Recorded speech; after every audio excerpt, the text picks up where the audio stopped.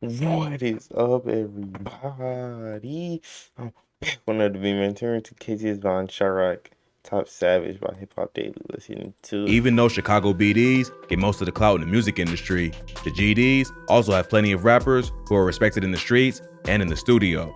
One of the wildest was a dude named KTS Vaughn, who was one of the main ops of Chicago's most successful rappers, G Herbo. Let's take a look at the career and come up You say Chicago's most successful rapper? and in the studio. Or one? One of the wildest was a dude named KTS Vaughn, who was one of the main ops of Chicago's most successful rapper. Chicago's most successful rapper, G Herbo. Okay. Yeah, that makes sense. Okay. Polo G. I just gonna act like Polo G don't exist. Like, okay. First, G Herbo. Let's take a look at the career and come up of KTS Vaughn, the hitman of Chiraq.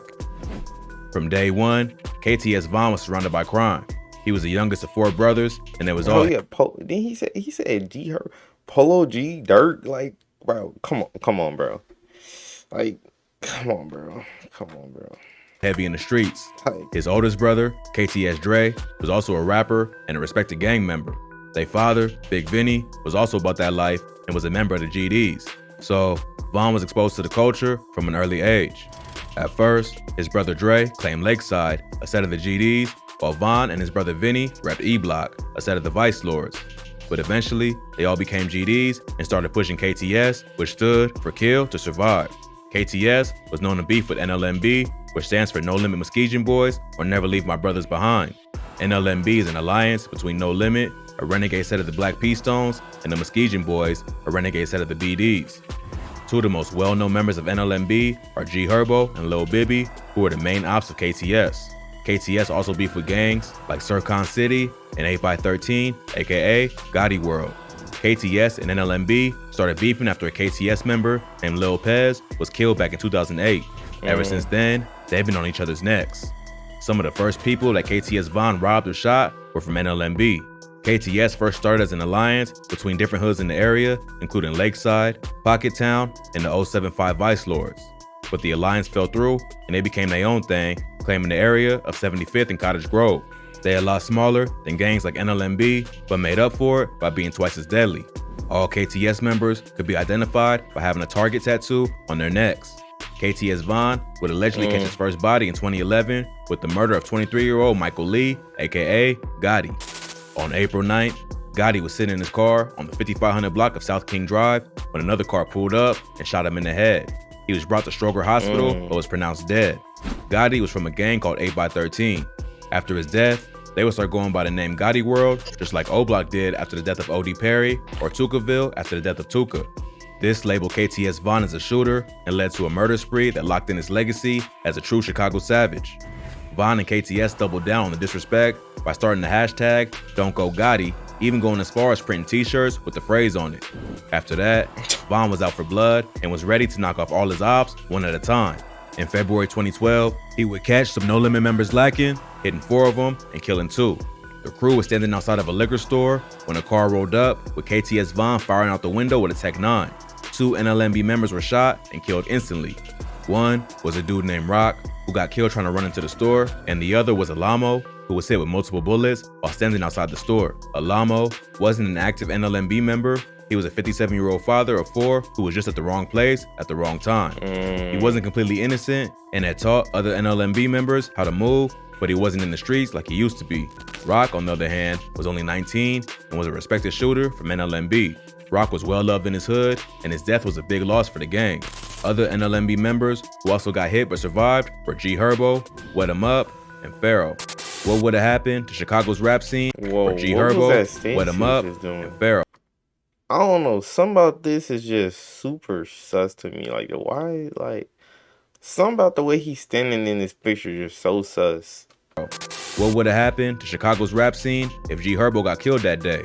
Luckily, he escaped with his life and eventually made it out of the streets. But his homies wasn't as lucky and lost their lives. This would just fuel the war between KTS and NLMB. It only got worse after KTS Vaughn got on social media and started mocking the dead. So Vaughn continued to build his rep as a heartless killer who had no mercy on his ops. Around this time, he started his career as a rapper, using his music as a way to taunt his enemies and brag about his work in the streets. Like most Chicago drill rappers, Von terrorizes ops, both in the streets and online. In October 2012, he and his brother Dre would catch a No Limit member named Cairo at a McDonald's and try to make him disrespect his own dead homie. In the video, Dre and Von corner Cairo and tell him to say "F Rock."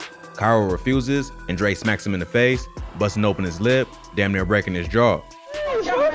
Right now! Say "F Rock." What? Say it. Hey. Ain't no unzipping enough. Say "F Rock." Say it. Don't be scared, little fuck. Don't be scared, little fuck. Oh, shit. Damn, fuck. He like he just broke your jaw, little fuck. What, you came out turned up? That is crazy. I've seen this video though before too. Another No Limit member named Moody then comes out the bathroom with the gun and KTS takes off. While they're leaving, gunshots can be heard going off in the background. Bro, this dude right here in the blue shirt is crazy. He here shooting, he looked back, they still shooting, and he still ain't took off, and he still recording on his phone. Supposedly, Cairo, Moody, and another NLMB member named Kobe left McDonald's to grab guns, then came back and started firing shots at KTS. A KTS member named Pasto got hit in the arm, and they all went back to their hood, while Von just laughed like the Joker. But Von wasn't satisfied with just dissing his ops on camera. He had his sights set on taking out his main enemy, G Herbo, and wouldn't stop until he got his wish. The need for revenge only got stronger after Herbo and another NLMB member named C Money were involved in the murder of a dude named Lolo from Lakeside. On April 4th, 2013, Lolo and his friend were walking down the 2700 block of East 80th Street when they ran into C Money, aka Mad Max, and G Herbo. Allegedly, C Money shot Lolo in the chest, killing him. His friend tried to run away, but G Herbo shot him in the ankle. Lolo was shot in the chest, with the bullet going through multiple vital organs. He was brought to a local hospital, but died later that day. Lolo was a well-loved member of Lakeside, who changed their name to Lolo World after his death. Lakeside and KTS were closely allied, so Lolo's death would anger both Von and Pasto, who was still thirsty for revenge after getting shot outside the McDonald's. But before he got back at NLMB, Von caught up with Pharaoh from Sircon City, who dissed a member of Pocket Town named Ronnie Moe. On May 25, 2013, a group of KTS members, including Von, went out looking for ops. They went to Sircon City's hood, looking for the first person they could find, and spotted Pharaoh taking out the trash. Pharaoh's dad asked him to take out the trash because he wasn't able to make it down the stairs himself. When Pharaoh went outside to dump the trash in the alley nearby, he was caught by KTS Von and his crew. Von jumped out the car and shot Pharaoh 8 times in the head. It was a savage murder, and most of his face got blown off in the shooting. If that wasn't bad enough, Von doubled down on the disrespect and mocked Pharaoh on Twitter, tweeting, "Pharaoh from Sircon, new name Fried Face." This led to him getting into a Twitter war with Pharaoh's ex-girlfriend, who told him she couldn't wait until Von got caught lacking, and she would personally make sure that he didn't get a funeral. But this wouldn't faze Von, and he would just say, "You know Pharaoh caught face shots." But Von wasn't done hunting down his ops. Oh my God. He had his sights set on NLMB next. On August 10th, 2013, Von and Pasto will finally get their revenge and take out a respected member of NLMB named Kobe. Kobe was standing outside the same McDonald's where Von and Dre assaulted Cairo on the 2400 block of East 79th Street. Kobe had just left a party for Lil Bibby's brother, where G Herbo, Cairo, and some other No Limit members were hanging out. Kobe decided he wanted to go home, but refused to ride, saying he'd rather walk. While he was passing by the McDonald's, a car pulled up and started letting off shots. Kobe was hit in the body and then the face. When G Herbo and the rest of No Limit heard the shots, they ran over to see what happened, armed with pistols. But by the time they arrived, Kobe was dead. Rumors are that KTS Von and Pasto were the shooters, while another KTS member named Rio was the driver. Kobe was a well-loved member of NLMB, and his death was a major loss for the gang. G Herbo would name one of his early mixtapes, Ballin' Like I'm Kobe, in honor of his dead friend. Even though KTS Von couldn't get his main op, he managed to take out his close friend.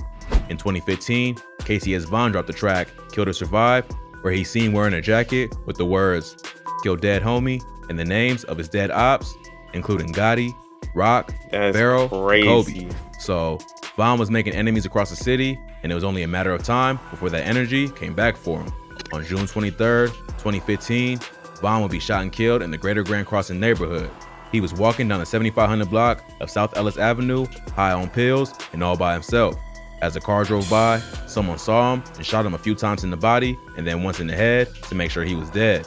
By the time police arrived, he was already dead at just 21 years old.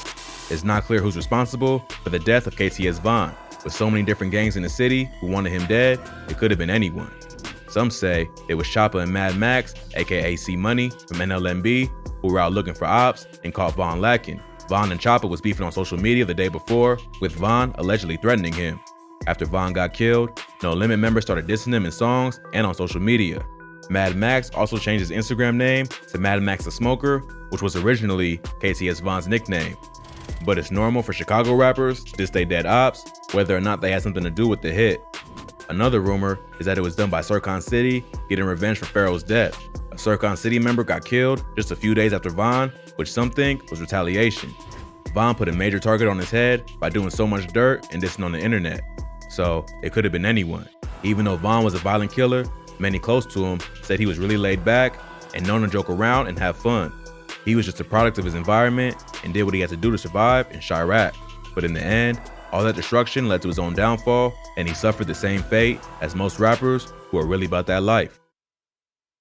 That's crazy, bro. But yeah, that dude is a demon, bro. I ain't gonna lie, that dude is a demon. But yeah, that's gonna be the end of this video, bro. You know what I'm saying? Like, comment, subscribe, and we out, bro.